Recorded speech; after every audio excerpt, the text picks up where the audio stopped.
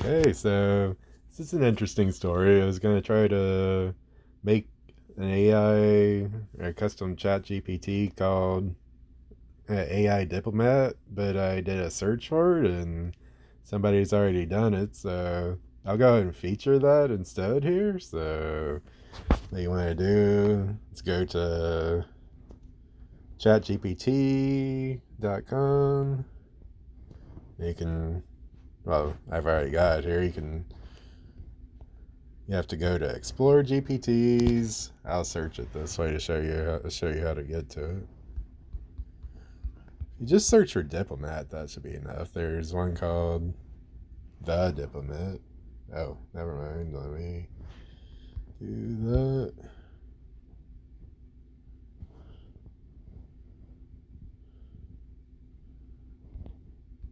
Oh, okay, never mind. I guess there's a lot of them. I'll include the link to it. Wow. Okay. Huh. I guess a lot of people are coming up with these now. Wow. Okay, so I'll feature this one that I came across, and I'll try to do the link to it in the description here. So feel free to check that out and try it yourself. So you can, yeah, this is good in that it's good for like like a dispute you have with somebody, or it can also be useful for countries. This may help us move toward world peace, I guess.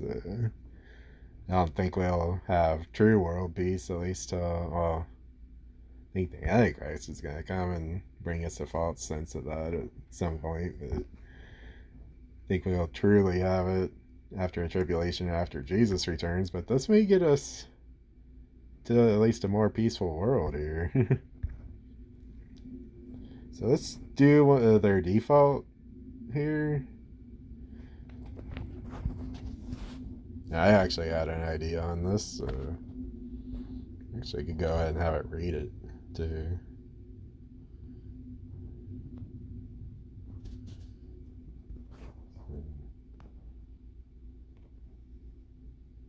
Countries can resolve disputes peacefully through a variety of diplomatic and legal mechanisms. Here are some key methods. 1. Negotiation.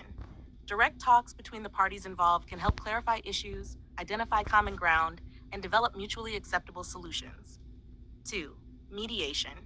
Involving a neutral third party to facilitate discussions and propose solutions can help break deadlocks and ensure fair treatment for both sides. 3. Arbitration. Parties agree to submit their dispute to an impartial tribunal, which makes a binding decision based on the evidence and arguments presented. 4. International courts. Legal disputes can be resolved by international courts, like the International Court of Justice, ICJ, which provides a formal legal process for resolving disputes based on international law. 5. Good offices and conciliation. Involving an influential third party or organization to help manage and ease tensions, offering proposals that both parties might find acceptable. 6. Diplomatic dialogue. Continuous communication through diplomatic channels can help manage disputes, prevent escalation, and build trust over time. Regional organizations. Utilizing regional bodies such as the European Union, the African Union, AU, or the Association of Southeast Asian Nations, ASEAN, to mediate and resolve disputes within their member states. 8. Confidence building measures. Implementing actions that reduce suspicion and build trust, such as transparency in military activities, arms control agreements, and joint exercises. 9. Economic and trade agreements. Leveraging economic interdependence to incentivize peaceful resolutions, as countries with strong trade ties have more to lose from conflict. 10. Track 2 diplomacy. Involving non-governmental actors such as academics, religious leaders, and civil society organizations to facilitate dialogue and propose solutions outside official channels. 11. Public diplomacy. Engaging with the public and using media to foster a culture of peace and understanding, thereby reducing domestic pressure for aggressive policies.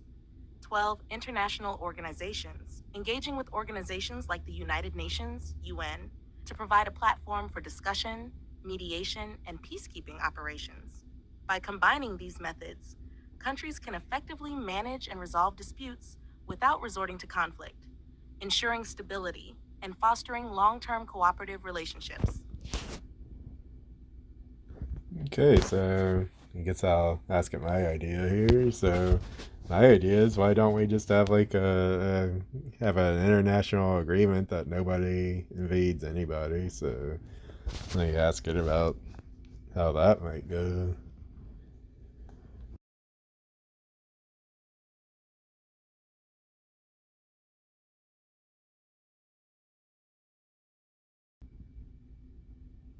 Oh. So I guess it is actually working. Okay.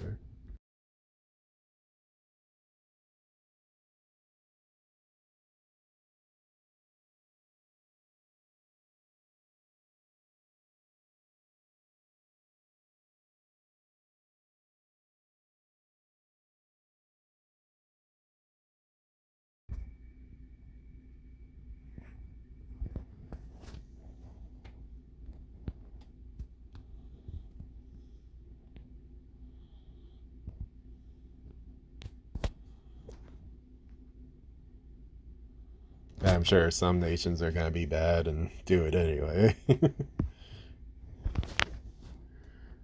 So we need to keep our militaries well prepared for that. Can't just disarm our militaries because then one country that decides to go rogue or whatever, they could do a lot of damage. An international treaty in which all nations commit to never invading another country could significantly contribute to world peace, but there are several factors to consider for its effectiveness and implementation. 1. Universal commitment. All nations must genuinely commit to the treaty. Without unanimous and sincere commitment, the treaty would lack the necessary authority and credibility. 2. Verification and enforcement mechanisms. Robust mechanisms to verify compliance and enforce the treaty are essential. This could include international monitoring bodies, transparency measures, and agreed upon sanctions for violations. 3. Addressing underlying issues. Many conflicts arise from underlying issues such as resource scarcity, territorial disputes, and ethnic or religious tensions. The treaty should include provisions for addressing these root causes through peaceful means. 4. International cooperation and governance. Effective international cooperation and governance structures are needed to support the treaty. This includes strengthening institutions like the United Nations and regional organizations to facilitate dialogue and conflict resolution. 5.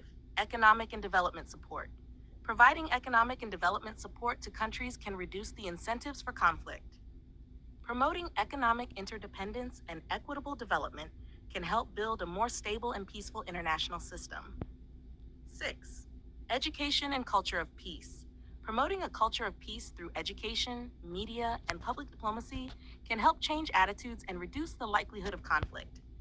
Efforts to build mutual understanding and respect among different cultures and nations are crucial. 7. Addressing non-state actors. The treaty must also consider the role of non-state actors, such as terrorist groups and militias, which can instigate conflict even if states are committed to peace. 8. Flexibility and adaptation. The treaty should be flexible and adaptive to changing international dynamics. Regular reviews and updates can help ensure it remains relevant and effective. 9. Historical precedents. Learning from historical precedents of successful peace agreements and alliances can provide valuable insights into what works and what doesn't. While such a treaty could be a significant step towards world peace, it is not a panacea. It must be part of a comprehensive and multifaceted approach to international relations that addresses the complex and interconnected causes of conflict. The success of the treaty would depend on the collective will of the international community to uphold and support it in both letter and spirit. Hmm. Interesting thoughts. Seems plausible. Man, wouldn't it be awesome if we did this like as a result of this here. If like this one YouTube video, I guess if y'all share it and gets around and like and subscribe and stuff like that, that'll probably at least help it, I guess. But I don't know. It almost seems too simple, but sometimes simple solutions do work. So anyway, there you have it, the Diplomat. And feel free to check out how to check out the link and ask it your own questions if you're having an argument with somebody or having trouble getting along with somebody in your life, or if you want to talk about ideas about how to diffuse current countries' issues, and yeah, go for it. Granted, I guess us as individuals probably couldn't really do a whole lot on that level. Maybe we could write our congressman or something. Well, actually, maybe by sharing this, we can do something. If we can get the world on board with this, we might be able to do something. So, anyway, thank you for watching and have a great day.